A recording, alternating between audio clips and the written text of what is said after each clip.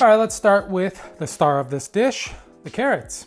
I have 3 pounds. Now you can peel or scrub the skin, up to you. I'm gonna give them a peel and trim off the ends. Once all the carrots are done, let's cut them on a bias. This way we get more surface area when we roast. I would cut about a 1/2 inch thick so they roast fairly quick.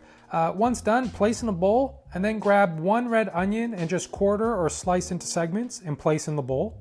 Next is a jalapeno. You can use 1 or 2, depending on your love for the jalapeno. Then just slice in half, and removing the seeds is optional, and then just place in the bowl. Then we're gonna add 2 tablespoons of extra virgin olive oil and season with salt and freshly cracked pepper, and then just mix everything up to coat all the vegetables with the oil.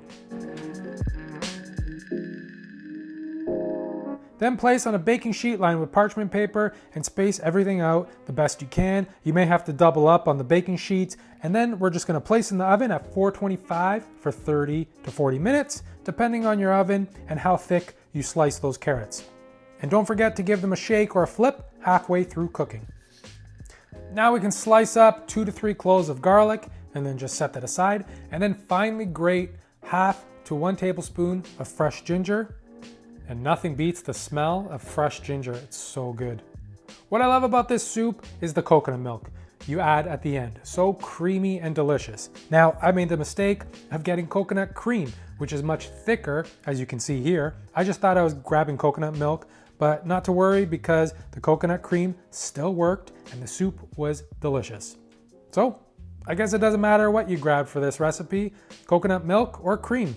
I guess it's your choice. All right, so everything's done roasting. We have beautiful color, and all that natural sugar and sweetness all have come out, and it's just gonna make everything taste better. Now, if you don't have time, you don't need to roast. It's still gonna be delicious, but if you want that sweet depth of flavor, I would say roast, go for it. And let's just bring this all together now.